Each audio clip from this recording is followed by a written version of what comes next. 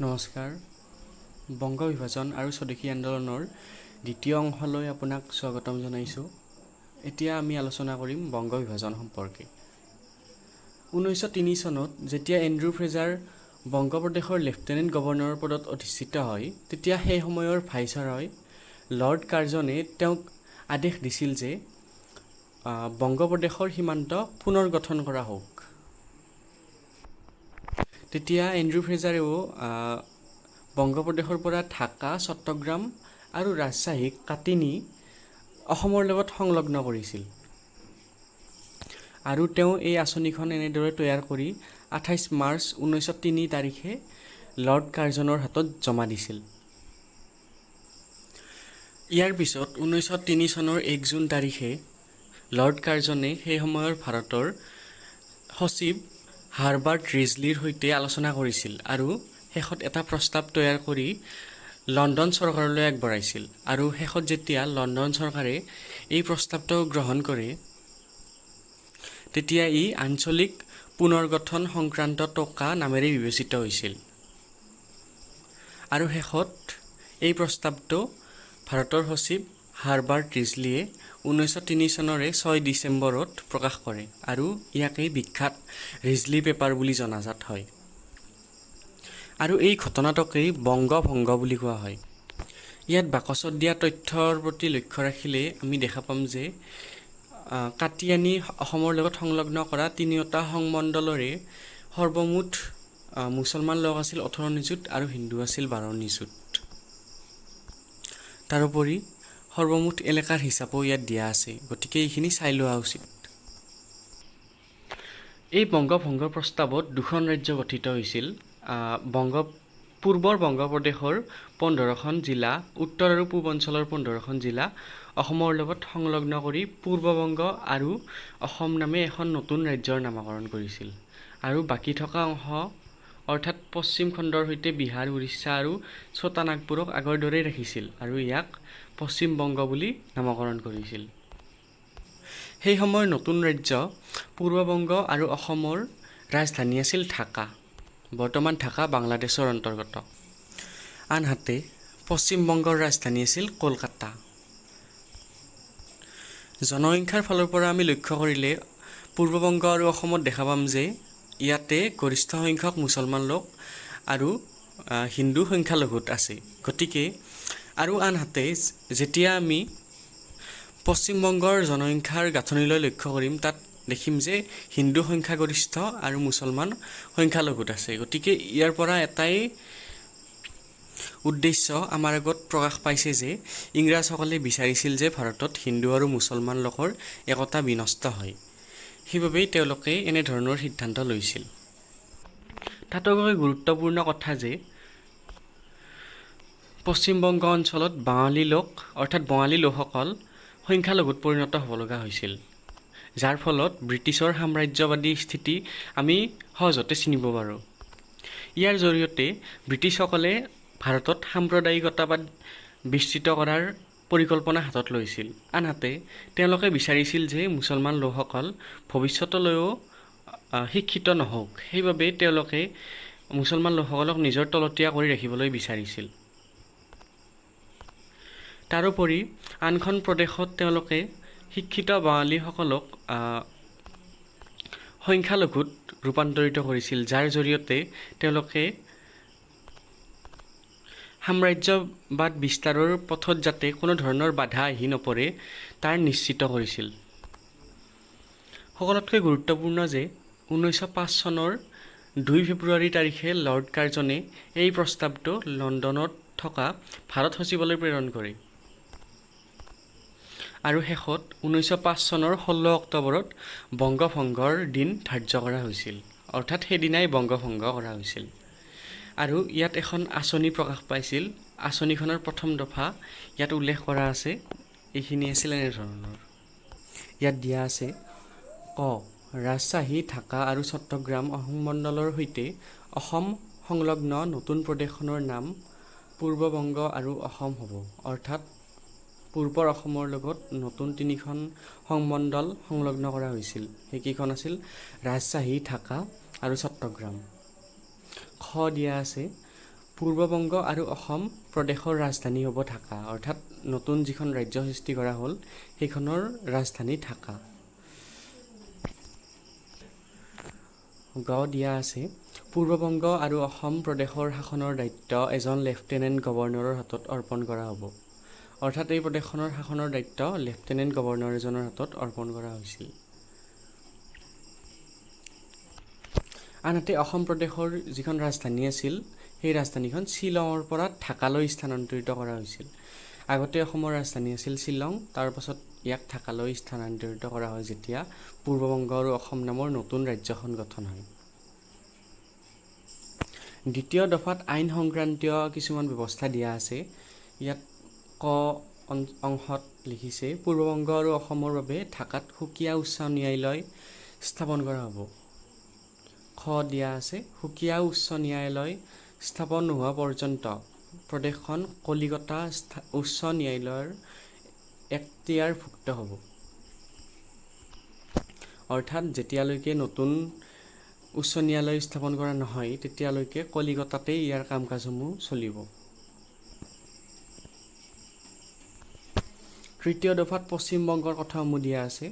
পশ্চিমবংগ, বিহাৰ, উৰিষ্যা আৰু ছটানাগপুৰ সহ বংগ প্ৰদেশৰ ৰাজধানী কলিকতা হ'ব। অৰ্থাৎ দ্বিতীয়খন যিখন নতুন ৰাজ্য সৃষ্টি কৰা হৈছিল পশ্চিমবংগ বুলি, সেইখনৰ নতুন ৰাজধানী আছিল কলকাতা অৰ্থাৎ কলিকতা।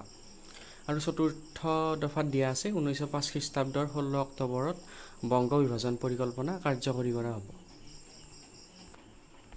এইখিনি সকলোতকৈ গুৰুত্বপূৰ্ণ তথ্য, এইখিনি পৰীক্ষাত অহাৰ যথেষ্ট সম্ভাৱনা আছে। এতিয়া আহিছোঁ স্বদেশী আন্দোলনৰ প্ৰসংগলৈ। বিভিন্ন কাৰণত বংগভংগ আন্দোলনটোৱে স্বদেশী আন্দোলন নাম পায়। এই আন্দোলন চলিছিল চন 1905 পৰা 1911লৈ। ব্ৰিটিছ চৰকাৰে বংগ বিভাজন কৰিব খোজা কাৰ্যটোক বংগবাসীয়ে তীব্ৰ বিৰোধিতা কৰিছিল আৰু সেয়েহে সুৰেন্দ্ৰনাথ বন্দ্যোপাধ্যায়, বিপিন চন্দ্ৰ পাল, অৰবিন্দ ঘোষ, ৰবীন্দ্ৰনাথ ঠাকুৰ, ৰাসবিহাৰী বসুৰ দৰে বিখ্যাত নেতাসকলে এই চৰকাৰৰ সিদ্ধান্তৰ বিৰুদ্ধে জনমত গঢ়িবলৈ সক্ষম হৈছিল। তেওঁলোকে পোনপ্ৰথমে সমগ্ৰ বংগবাসীৰ স্বাক্ষৰ সম্বলিত পত্ৰ এখন ভাৰত সচিবৰ হাতত অৰ্পণ কৰিছিল, কিন্তু তেওঁলোকে ইয়াত কোনো গুৰুত্ব প্ৰদান নকৰিলে আৰু নিজৰ সিদ্ধান্ত বৰ্তাই ৰাখিব বুলি দৃঢ় হৈ থাকিল। যেতিয়া চৰকাৰে বংগবাসীৰ কোনো কথাই নামানিলে তেতিয়া তেওঁলোকে বুজি উঠিল যে বংগবাসীৰ জাতীয়তা তথা হিন্দু মুছলমানৰ একতা আদি সকলো ধৰণৰ একতা ইংৰাজ চৰকাৰে ধ্বংস কৰিবলৈ ওলাইছে। সেয়ে লাহে লাহে জাতীয় আন্দোলনৰ আৰম্ভ হ'বলৈ ধৰিলে। বিভিন্ন সংবাদপত্ৰ, স্থানীয় বাতৰি কাকত আদিৰ যোগেদি সেই সময়ত আন্দোলন চলাই থকা হৈছিল, কিন্তু লৰ্ড কাৰ্জনে সেইসমূহৰ ওপৰত হস্তক্ষেপ কৰিছিল আৰু যাৰ ফলত ভাৰতীয় লোকসকলৰ মাজত তীব্ৰ প্ৰতিক্ৰিয়াৰ সৃষ্টি হ'বলৈ আৰম্ভ কৰিলে। বংগৰ বিভিন্ন প্ৰান্ত তথা ভাৰতৰ বিভিন্ন ঠাইত চৰকাৰৰ এই সিদ্ধান্তৰ বিৰুদ্ধে মানুহে প্ৰতিক্ৰিয়াৰ সৃষ্টি কৰিবলৈ আৰম্ভ কৰিছিল আৰু সেই অনুসৰি সকলোৱে সমন্বয়ভাৱে বিদেশী বস্তু অৰ্থাৎ ইংৰাজসকলৰ বস্তুবোৰ ত্যাগ কৰি ভাৰতত বনোৱা বস্তু গ্ৰহণ কৰিবলৈ আৰম্ভ কৰে আৰু পিছত এই আন্দোলন অতি জনপ্ৰিয় হ'বলৈ ধৰে আৰু ই স্বদেশী আন্দোলনৰ নাম পায়। প্ৰায়েই প্ৰশ্নত সোধা হয় বংগভংগ আন্দোলনক কিয় স্বদেশী আন্দোলন বুলি কোৱা হয়, সেইবাবেই এইখিনি গুৰুত্বপূৰ্ণ। উল্লেখযোগ্য যে সম্পাদক কৃষ্ণকুমাৰ মিত্ৰৰ দ্বাৰা প্ৰকাশিত সঞ্জীৱনী পত্ৰিকাত বংগৰ সৰ্বনাশ নামৰ এটা নিবন্ধ প্ৰকাশ হৈছিল আৰু সেই নিবন্ধটোৰ জৰিয়তে গোটেই বংগবাসীয়ে একত্ৰিত হোৱাৰ সুযোগ পাইছিল আৰু গোটেই বংগতেই ই তীব্ৰ আলোড়নৰ সৃষ্টি কৰিছিল। বংগ বিভাজনৰ প্ৰথমখন প্ৰতিবাদী সভা 14 জুলাই 1905 খ্ৰীষ্টাব্দত খুলনাত বৰ্তমানৰ বাঘেৰবাৰীত অনুষ্ঠিত হৈছিল। লাহে লাহে ই বৃদ্ধি পাবলৈ ধৰে আৰু ক্ৰমান্বয়ে 16-17 জুলাই তাৰিখে অনুৰূপ সভা বিভিন্ন অঞ্চলত অনুষ্ঠিত হয়। 1905 চনৰ 20 জুলাই তাৰিখে দিনাজপুৰত এখন বিশাল সভা অনুষ্ঠিত হয় আৰু সেই সভাত পৌৰোহিত্য কৰিছিল দিনাজপুৰৰ মহাৰাজ তথা স্থানীয় ৰাইজে। লগতে উপস্থিত আছিল বিভিন্ন গণ্যমান্য ব্যক্তি। তেওঁলোকে এই সভাতেই প্ৰথমবাৰৰ বাবে বিদেশী বস্তু বৰ্জন কৰাৰ প্ৰস্তাৱ গ্ৰহণ কৰিছিল। এই আন্দোলনে ছাত্ৰ সমাজকো আকৰ্ষিত কৰিছিল। তেওঁলোকে বিভিন্ন ঠাইত শ্ৰেণীকোঠা বৰ্জন আদিৰ দৰে ঘটনাও সংঘটিত হৈছিল। লাহে লাহে এই আন্দোলনে তীব্ৰ ৰূপ পাবলৈ আৰম্ভ কৰে। ৰবীন্দ্ৰনাথ ঠাকুৰ, সুৰেন্দ্ৰনাথ বন্দ্যোপাধ্যায়ৰ দৰে ব্যক্তিসকলে নিজৰ উদাত্ত ভাষণৰ দ্বাৰা বংগবাসীক একত্ৰিত কৰিবলৈ সক্ষম হৈছিল। সুৰেন্দ্ৰনাথ বন্দ্যোপাধ্যায়ৰ নেতৃত্বতেই ছাত্ৰ সংগঠন গঠন হৈছিল। কবিগুৰু ৰবীন্দ্ৰনাথ ঠাকুৰে তেওঁৰ উদাত্ত ভাষণেৰে বংগবাসীক সাম্প্ৰদায়িক ঐক্য ৰাখিবলৈ আহ্বান জনাইছিল। অৰ্থাৎ হিন্দু আৰু মুছলমানসকলৰ মাজত যিটো মিলাপ্ৰীতি, সেই মিলাপ্ৰীতি বজাই ৰাখিবলৈ আহ্বান জনাইছিল। তাৰোপৰি বিদেশী সামগ্ৰীৰ বেচা-কিনা একেবাৰে বন্ধ কৰিবলৈ ছাত্ৰসকলক বিভিন্ন ঠাইত পিকেটিং কৰাৰ নিৰ্দেশ দিয়া হৈছিল। তেওঁলোকে যিবোৰ সভা অনুষ্ঠিত কৰিছিল, সেই সভাসমূহত বিদেশী সামগ্ৰী আৰু বস্ত্ৰ আদি দাহ কৰিছিল আৰু স্বদেশী কাপোৰ তথা স্বদেশী সামগ্ৰী গ্ৰহণ কৰাৰ বাবে শপত লৈছিল। লাহে লাহে এই আন্দোলন বিয়পি যাবলৈ আৰম্ভ কৰে আৰু 23 ছেপ্টেম্বৰ তাৰিখে উত্তৰ কলিকতাৰ ৰাজা বজাৰত আয়োজিত বিশাল জনসভাই বংগভংগ আঁচনিৰ তীব্ৰ বিৰোধিতা কৰিছিল। এই সভাখন মুছলমান লোকসকলৰ নেতৃত্বত অনুষ্ঠিত হৈছিল আৰু তেওঁলোকেও সাম্প্ৰদায়িক ঐক্য বজাই ৰাখিবলৈ একত্ৰিত হৈছিল আৰু জাতি বৰ্ণ নিৰ্বিশেষে সকলোৱে এই আন্দোলনত অংশগ্ৰহণ কৰাৰ সিদ্ধান্ত গ্ৰহণ কৰিছিল। যিদিনা বংগভংগ কাৰ্যকৰী হৈছিল, অৰ্থাৎ 1905 চনৰ 16 অক্টোবৰ তাৰিখে বংগবাসীয়ে জাতীয় শোক দিৱস ৰূপে এই দিনটোক পালন কৰিছিল। তেওঁলোকে প্ৰস্তাৱ লৈছিল যে সেইদিনা সকলোৱে নিজৰ ঘৰত একো নাৰান্ধিব। তাৰোপৰি কবিগুৰু ৰবীন্দ্ৰনাথ ঠাকুৰে আহ্বান কৰিছিল যে সকলো লোকেই বঙালী জাতিৰ অখণ্ডতাৰ প্ৰতীক হিচাপে ৰাখি বন্ধন অনুষ্ঠিত কৰক। তাৰোপৰি সম্প্ৰীতিৰ জয়গান সকলোৱে গাওক। সেইদিনাই কবিগুৰু ৰবীন্দ্ৰনাথ ঠাকুৰৰ নেতৃত্বত হাজাৰ হাজাৰ হিন্দু লোকে মছজিদলৈ গৈ তাত থকা মুছলমান লোকসকলক ৰাখি পিন্ধাইছিল আৰু নিজৰ সাম্প্ৰদায়িক শক্তিৰ এনাজৰীডাল মজবুত কৰিছিল। তাৰোপৰি লাহে লাহে এই আন্দোলন বংগদেশৰ বিভিন্ন জিলাই জিলাই বিয়পি যাবলৈ আৰম্ভ কৰে আৰু সকলোৱে বিদেশী সামগ্ৰীৰ ত্যাগ আৰু স্বদেশী সামগ্ৰীৰ গ্ৰহণ কৰিবলৈ আৰম্ভ কৰে।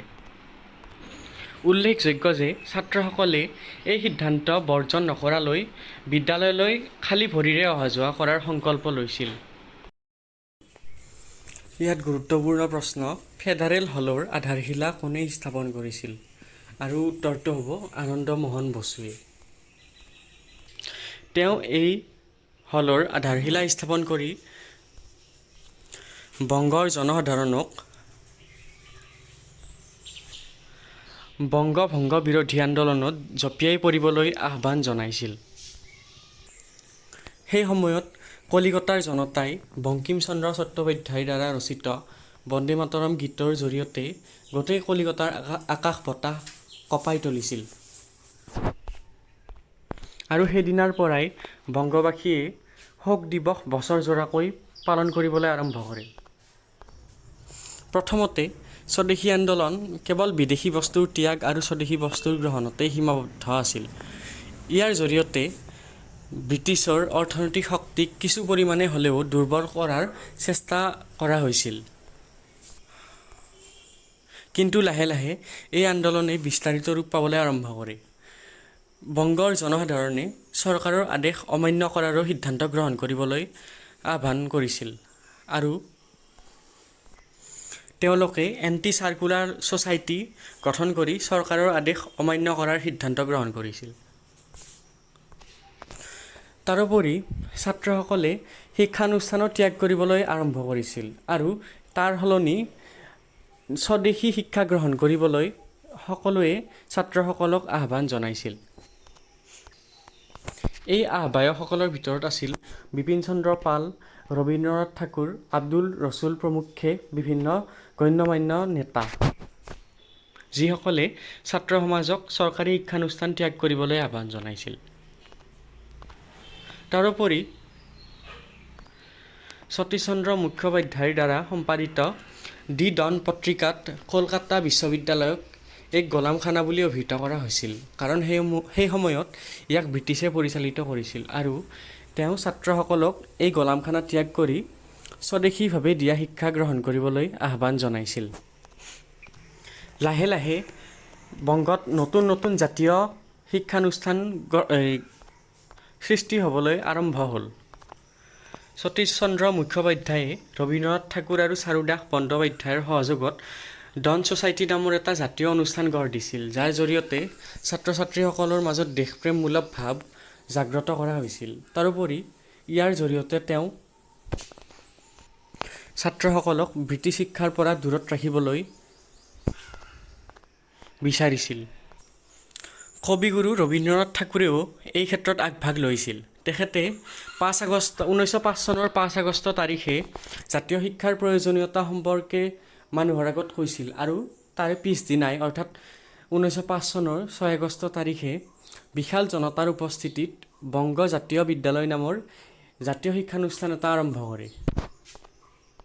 এনেদৰে লাহে লাহে জাতীয় শিক্ষানুষ্ঠানৰ সংখ্যা বৃদ্ধি হ'বলৈ ধৰে আৰু 8 নৱেম্বৰত দ্বিতীয়খন জাতীয় বিদ্যালয় ৰংপুৰত স্থাপন কৰা হয়।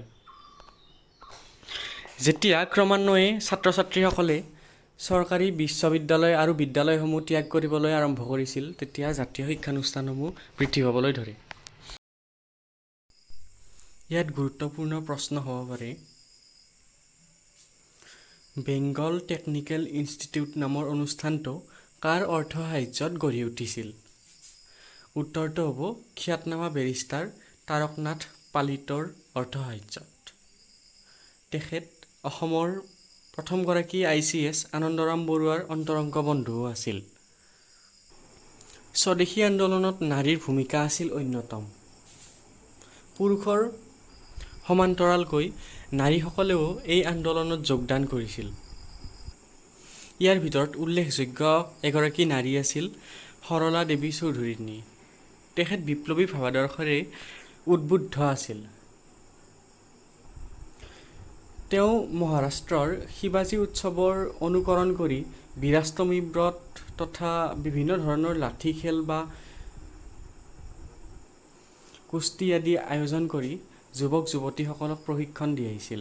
তাৰোপৰি তেওঁ ভাৰতী নামৰ পত্ৰিকা এখনো সম্পাদনা কৰিছিল, যাৰ জৰিয়তে তেওঁ বংগবাসীক একত্ৰিত কৰিবলৈ সক্ষম হৈছিল তথা আন্দোলনত জঁপিয়াই পৰিবলৈ প্ৰস্তুত কৰি তুলিছিল। আন এগৰাকী মহিয়সী নাৰী আছিল আয়াৰলেণ্ডত জন্মগ্ৰহণ কৰা মাৰ্গাৰেট এলিজাবেথ নোবল। তেখেতক ভগিনী নিবেদিতা বুলিও জনা যায়। তেখেতে যেতিয়া কলকাতাত আছিল, তেতিয়া তেওঁ Hindu Union, Vivekananda Society, Dawn Society আদিৰ দৰে বিভিন্ন সমিতিৰ লগত জড়িত হৈ সেই সময়ৰ নাৰী আৰু যুৱক যুৱতীসকলক দেশীয় শিল্পৰ যোগেদি স্বনিৰ্ভৰশীল অৰ্থাৎ আত্মনিৰ্ভৰশীল হ'বলৈ তেখেতে আহ্বান জনাইছিল। আনহাতে উল্লেখযোগ্য যে সেই সময়ৰ নাৰীসকলৰ আন্দোলন ইমানেই তীব্ৰতৰ আছিল যে এই সম্পৰ্কে লণ্ডনৰ ডেইলী টেলিগ্ৰাফ কাকতত ইয়াৰ কথা প্ৰকাশ পাইছিল। তাত লিখা আছিল, বঙালী নাৰী ইংৰাজৰ কাৰণে সকলোতকৈ দুৰ্দম আৰু বিপজ্জনক। যদি ইয়াত প্ৰশ্ন আহে বংগভংগ আন্দোলনত যোগদান কৰা মহিয়সী নাৰী দুগৰাকীৰ নাম, তেতিয়া এওঁলোক দুজনৰ নাম লিখি দিলেই হ'ব। বংগবাসীয়ে যেতিয়া বিদেশী সা সামগ্ৰীবোৰ বৰ্জন কৰিবলৈ আৰম্ভ কৰিছিল, তেতিয়াই স্বদেশী শিল্প উদ্যোগৰ বিকাশ হ'বলৈ আৰম্ভ কৰিছিল। সেই সময়ত বিভিন্ন ধৰণৰ কাৰখানা যেনে চাবোন, তেল, বিভিন্ন কুটীৰ শিল্প আৰু ডাঙৰ ডাঙৰ শিল্প অনুষ্ঠান আদি গঢ় লৈ উঠিছিল। তাৰ ভিতৰত কিছুমান উল্লেখযোগ্য হ'ল ৰবীন্দ্ৰনাথ ঠাকুৰে প্ৰতিষ্ঠা কৰা স্বদেশী ভাণ্ডাৰ, যোগেশ চন্দ্ৰ চৌধুৰী আৰু কৃষ্ণ বিহাৰী সেনৰ প্ৰচেষ্টাত কলিকতাৰ বজাৰত ইণ্ডিয়ান ষ্ট'ৰ নামৰ প্ৰতিষ্ঠানটো গঢ়ি উঠিছিল। আনহাতে ঠাকুৰ পৰিয়ালৰে কন্যা সৰলা দেৱীয়ে কৰ্ণবালী ষ্ট্ৰীটত লক্ষী ভাণ্ডাৰ প্ৰতিষ্ঠা কৰিছিল তথা আব্দুল হালিম গজনবীয়ে লাল বজাৰত প্ৰতিষ্ঠা কৰিছিল ইউনাইটেড বেংগল ষ্ট'ৰ্ছ। এইখিনি গুৰুত্বপূৰ্ণ। ইয়াত কিছু গুৰুত্বপূৰ্ণ তথ্য সংযোজন কৰা আছে। নীলৰতন চৰকাৰৰ উদ্যোগত বংগলক্ষী কটন মিল আৰু আচাৰ্য প্ৰফুল্ল ৰায়ে বেংগলছ কেমিকেল নামৰ উদ্যোগ প্ৰতিষ্ঠানটো মুকলি কৰিছিল। এইখিনি অত্যন্ত গুৰুত্বপূৰ্ণ। তাৰোপৰি জামছেদজী টাটাই বিখ্যাত লৌহ শিল্প কাৰখানাও গঢ়ি তুলিছিল। আগন্তুক পৰীক্ষাৰ বাবে এইখিনি অতিকৈ গুৰুত্বপূৰ্ণ। ব্ৰিটিছে কেতিয়াও বিচৰা নাছিল যে ভাৰতীয়সকলে একত্ৰিত হৈ থাকক। সেয়েহে তেওঁলোকে বংগভংগৰ জৰিয়তে হিন্দু আৰু মুছলমান ৰাইজৰ মাজত সাম্প্ৰদায়িক বিষবাষ্প সুমুৱাই দিবলৈ বিচাৰিছিল, যাৰ ফলত গঢ়ি উঠিছিল মুছলিম লীগৰ। যেতিয়া লৰ্ড কাৰ্জনে বংগৰ বিভিন্ন ঠাইত বংগভংগ সম্পৰ্কে প্ৰচাৰ কৰিছিল, তেতিয়া তেওঁ উল্লেখ কৰিছিল যে ইয়াৰ দ্বাৰা মুছলমান ৰাইজসকল বহু ক্ষেত্ৰত উপকৃত হ'ব। তাৰোপৰি তেওঁ সকলো মুছলমান ৰাইজকে হিন্দুসকলৰ বিৰুদ্ধে মাৰ বান্ধি থিয় হ'বলৈ আহ্বান জনাইছিল। মুছলমান ৰাইজৰ সমৰ্থন আদায় কৰাৰ অৰ্থে লৰ্ড কাৰ্জনে বংগৰ নৱাবক 14 লাখ টকা দিছিল। ধাৰলৈ দিছিল যদিও তেওঁ অতি নগণ্য সুতৰ পৰিমাণতহে তেওঁক এই টকা ধাৰলৈ দিছিল, যাৰ জৰিয়তে বংগৰ নৱাব ছলিমুল্লাও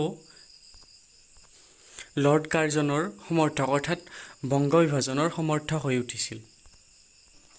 এনেদৰে নৱাব ছলিমুল্লাৰ জৰিয়তে লৰ্ড কাৰ্জনে মুছলমান ৰাইজৰ মাজত নিজৰ সাম্প্ৰদায়িক বিষবাষ্প বিয়পাবলৈ বহুত চেষ্টা কৰিছিল। লাহে লাহে ই বিস্তৃত ৰূপ ধাৰণ কৰিবলৈ সক্ষম হয় আৰু 1906 খ্ৰীষ্টাব্দৰ 30 ডিচেম্বৰ তাৰিখে ঢাকাৰ নৱাব ছলিমুল্লাই বংগদেশত এক ৰাজদৰবাৰ আহ্বান কৰিছিল আৰু তাত বিভিন্ন গণ্যমান্য ব্যক্তি উপস্থিত আছিল। আৰু এই সভাতেই সৰ্বভাৰতীয় মুছলিম লীগ নামৰ ৰাজনৈতিক অনুষ্ঠানটোৰ জন্ম হৈছিল। সেই সময়ত নৱগঠিত মুছলিম লীগৰ বিভিন্ন লক্ষ্য আৰু উদ্দেশ্যসমূহ ব্ৰিটিছ চৰকাৰলৈ তেখেতে আগবঢ়াই দিছিল। তাত লিখা আছিল ব্ৰিটিছ চৰকাৰৰ প্ৰতি মুছলমান ৰাইজৰ মনত আনুগত্যৰ প্ৰকাশ ঘটোৱা। অৰ্থাৎ এই অনুষ্ঠানটোৱে বিচাৰিছিল যে ব্ৰিটিছ চৰকাৰৰ প্ৰতি মুছলমান ৰাইজ আনুগত্য হওক, তেওঁলোকৰ কথা মানি চলক আৰু ব্ৰিটিছক সন্মান কৰক। দ্বিতীয় অংশত আছিল ব্ৰিটিছ চৰকাৰক মুছলমান ৰাইজৰ ৰাজনৈতিক অধিকাৰ আৰু স্বাৰ্থৰ প্ৰতি সদা সচেতন কৰা। অৰ্থাৎ মুছলমান ৰাইজৰ যি ৰাজনৈতিক অধিকাৰ তথা স্বাৰ্থ আছে, সেই স্বাৰ্থৰ প্ৰতি যাতে ব্ৰিটিছ চৰকাৰে গুৰুত্ব প্ৰদান কৰে, তাৰ বাবে এই অনুষ্ঠানটোৱে গুৰুত্ব প্ৰদান কৰিছিল। 3 নম্বৰ অংশত লিখা আছে মুছলমান ৰাইজৰ মনৰ পৰা ভয়, সন্ত্ৰাস, বিদ্বেষ আদি ভাৱৰ অন্ত পেলাই সকলোৱে মনত একতা গঢ়ি তোলা। অৰ্থাৎ ব্ৰিটিছৰ প্ৰতি মুছলমান ৰাইজৰ যি ভয় বা সন্ত্ৰাস আছিল, সেই সকলোৰে অন্ত পেলাই ব্ৰিটিছ আৰু মুছলমান ৰাইজৰ মাজত এক একতা ভাৱ গঢ়ি তোলা। ইয়াত প্ৰশ্ন হ'ব পাৰে, মুছলমানসকলে কেনেদৰে পৃথক নিৰ্বাচনৰ সুবিধা লাভ কৰিছিল? উত্তৰটো হ'ব মৰ্লে মিণ্টো শাসন সংস্কাৰ আইনৰ যোগেদি। বংগভংগৰ বিষয়ে গোটেই ভাৰতবৰ্ষক সুৰেন্দ্ৰনাথ বন্দ্যোপাধ্যায়, বিপিন চন্দ্ৰ পাল, অৰবিন্দ ঘোষ, অশ্বিনী কুমাৰ দত্ত তথা অন্যান্য বহুকেইজন ব্যক্তিয়ে জাতীয় কংগ্ৰেছৰ যোগেদি ভাৰতবাসীৰ মনত ইয়াৰ বিৰুদ্ধে জনমত সুসংগঠিত কৰিব পাৰিছিল। এই আন্দোলনৰ জৰিয়তে কংগ্ৰেছে এক বৃহত্তম অনুষ্ঠান হিচাপে নিজকে আত্মপ্ৰকাশ কৰিবলৈ সুযোগ পাইছিল। তাৰোপৰি বংগভংগ যেতিয়া কাৰ্যকৰী হোৱা নাছিল, তাৰ আগেয়ে জাতীয় কংগ্ৰেছৰ প্ৰতিনিধি হিচাপে লালা লাজপত ৰায় আৰু গোপাল কৃষ্ণ গোখলে লণ্ডনত উপস্থিত হৈ ইয়াৰ বিৰোধিতা কৰিছিল তথা এই আঁচনি পৰিত্যাগ কৰিবলৈ ব্ৰিটিছ চৰকাৰক আবেদন জনাইছিল। কিন্তু ব্ৰিটিছে এই আপত্তিক মুঠেও গ্ৰহণযোগ্য বুলি নাভাবিলে আৰু ইয়াক কোনো ধৰণৰ গুৰুত্ব প্ৰদান কৰা নাছিল। আমি ছবিত দেখা এওঁলোক তিনিওজনকেই একেলগে লাল বাল পাল বুলি কোৱা হয়। এইটো অতি গুৰুত্বপূৰ্ণ প্ৰশ্ন। লাল বাল পাল কাক কোৱা হয়? উত্তৰটো হৈছে লালা লাজপত ৰায়, বাল গংগাধৰ তিলক আৰু বিপিন চন্দ্ৰ পালক। অৱশেষত গোটেই ভাৰতবাসীৰ তীব্ৰ আন্দোলন তথা বংগবাসীৰ বিভাজন বিৰোধী স্থিতিৰ বাবে 1911 চনত ইংৰাজ চৰকাৰে বংগক পুনৰ একত্ৰীকৰণ কৰিবলৈ বাধ্য হয়। অৰ্থাৎ স্বদেশী আন্দোলন সফল হৈছিল বুলি আমি ক'ব পাৰোঁ। আনহাতে এই আন্দোলনৰ যোগেদিয়েই গোটেই ভাৰতবাসীক একত্ৰিত হোৱাৰ সুযোগ এটা আহি পৰিছিল, যাৰ জৰিয়তে স্বৰাজৰ দাবী উত্থাপন হৈছিল। যেতিয়া বংগভংগৰ বিৰুদ্ধে গোটেই বংগদেশতেই আন্দোলন আৰম্ভ হৈছিল, তেতিয়া চৰকাৰে বিভিন্ন ধৰণৰ আন্দোলন বিৰোধী কৰ্মপন্থা হাতত লৈছিল। তেওঁলোকে বিভিন্ন ধৰণৰ কংগ্ৰেছৰ নেতাসকলক উপাধি, পদ আদি প্ৰদান কৰিছিল। নাইটহুড আদি বিভিন্ন ধৰণৰ উচ্চ পৰ্যায়ৰ পদকেৰে সন্মানিত কৰা হৈছিল। কিন্তু তথাপি কোনো কাৰণতেই এই আন্দোলন দুৰ্বল হোৱা নাছিল। সুৰেন্দ্ৰনাথ বন্দ্যোপাধ্যায়, গোপাল কৃষ্ণ গোখলে আদি নেতাসকলে নিজৰ উপাধিসমূহ ব্ৰিটিছক ঘূৰাই দিছিল। বিপিন চন্দ্ৰ পালে সকলো নেতাকে ব্ৰিটিছে প্ৰদান কৰা উপাধি, পদবী আদি বৰ্জন কৰিবলৈ আহ্বান জনাইছিল আৰু তাৰ পিছতেই গোপাল কৃষ্ণ গোখলে পোনপ্ৰথমবাৰৰ বাবে নাইটহুড উপাধি ব্ৰিটিছ চৰকাৰক ঘূৰাই দিছিল। এইটো অতি গুৰুত্বপূৰ্ণ। ব্ৰিটিছক পোনপ্ৰথমবাৰৰ বাবে নাইটহুড উপাধি কোনে ঘূৰাই দিছিল? উত্তৰটো হ'ব গোপাল কৃষ্ণ গোখলে। স্বদেশী আন্দোলনে আমাক কি দিলে সেই সম্পৰ্কে ইয়াত আলোচনা কৰা হৈছে। স্বদেশী আন্দোলনৰ যিহেতু সফল হৈছিল, গতিকে তাৰ জৰিয়তে ভাৰতবাসীয়ে জানিছিল যে গণ আন্দোলন এটাই নিশ্চয়কৈ মানুহক জয় প্ৰদান কৰিব পাৰে। আৰু এই কথা ভাৰতবাসীয়ে স্বদেশী আন্দোলনৰ যোগেদিয়ে আয়ত্ত কৰিছিল। পূৰ্বতে ভাৰতীয় জাতীয় কংগ্ৰেছে ব্ৰিটিছক আবেদন নিবেদনৰ মাজেৰে নিজৰ ভাৱ চিন্তা ব্যক্ত কৰিছিল। কিন্তু যেতিয়া বংগভংগ হোৱাৰ পিছত স্বদেশী আন্দোলন আৰম্ভ হয়, তেতিয়া তেওঁলোকে বুজি উঠিছিল যে গণসংগ্ৰাম অৰ্থাৎ একমাত্ৰ গণসংগ্ৰামৰ যোগেদিহে ভাৰতৰ উন্নতি সম্ভৱ তথা স্বৰাজ সম্ভৱ। যেতিয়া লৰ্ড কাৰ্জনৰ দম্ভালি বংগবাসীয়ে সহ্য কৰা নাছিল, তেতিয়া তেওঁলোকে বিদেশী বস্তুৰ বৰ্জন আৰু স্বদেশী বস্তুৰ ব্যৱহাৰ কৰিবলৈ আৰম্ভ কৰিছিল। আৰু এইটোৱে আছিল ভাৰতীয় অৰ্থনীতি আৰু শিল্প বিকাশৰ প্ৰথম ধাপ। 4 নম্বৰ পইণ্টত দিয়া আছে, স্বদেশী আন্দোলনৰ মাজেৰেই ভাৰতীয়ই ব্ৰিটিছ চৰকাৰৰ ওচৰত স্বৰাজ দাবী কৰিবলৈ সুযোগ লাভ কৰিছিল। অৰ্থাৎ এই আন্দোলনৰ যোগেদিয়েই ভাৰতবাসীৰ মনত স্বৰাজক লৈ প্ৰতিক্ৰিয়াৰ সৃষ্টি হৈছিল আৰু তেওঁলোকে ব্ৰিটিছ চৰকাৰৰ ওচৰত ইয়াৰ দাবী জনাবলৈ সুযোগ লাভ কৰিছিল। ইয়াত অতি গুৰুত্বপূৰ্ণ কথা এটা লিখা আছে, স্বদেশী আন্দোলনৰ তীব্ৰ উত্তেজনাই জাতীয় কংগ্ৰেছক দাদাভাই নৌৰোজীৰ পৌৰোহিত্যত অনুষ্ঠিত কলিকতা অধিৱেশনত পোনপ্ৰথমে ভাৰতীয়ৰ বাবে স্বৰাজ দাবী কৰি প্ৰস্তাৱ গ্ৰহণ কৰিবলৈ বাধ্য কৰিছিল। এইটো গুৰুত্বপূৰ্ণ। তাৰোপৰি স্বদেশী আন্দোলনৰ মাজেৰে ভাৰতীয় নাৰীসকলে আন্দোলনৰ ফালে প্ৰৱণতা গঢ়ি উঠিছিল। যেতিয়া প্ৰফুল্ল চাকিক ফাঁচি দিয়া হৈছিল, তেতিয়া বংগদেশৰ প্ৰতিটো পৰিয়ালেই উপবাসে কটাইছিল। আনহাতে আন এটা উদাহৰণ আছিল বংগভংগক কেন্দ্ৰ কৰি যেতিয়া চৰকাৰক ক্ষুৰধাৰ সমালোচনা কৰাৰ অপৰাধত যুগান্তৰ পত্ৰিকাৰ সম্পাদক ভূপেন্দ্ৰনাথ দত্তক পুলিচে শাস্তি দিছিল, তেতিয়া তেওঁৰ মাতৃয়ে অৰ্থাৎ ভুৱনেশ্বৰী দেৱীয়ে সকলো নাৰীকেই আন্দোলনৰ কাৰণে সাজু হ'বলৈ আহ্বান জনাইছিল। এই আন্দোলনৰ জৰিয়তেই চৰমপন্থীসকলৰ বিকাশ ঘটিছিল। অৰ্থাৎ অস্ত্ৰ শস্ত্ৰৰে ভাৰতত স্বৰাজ স্থাপন কৰিবলৈ একাংশৰ প্ৰৱণতা জাগি উঠিছিল। গতিকে এয়াই আছিল বংগভংগ আন্দোলন। অহা ভিডিঅ'ত ইয়াৰ প্ৰশ্নোত্তৰ শিতান আলোচনা কৰা হ'ব।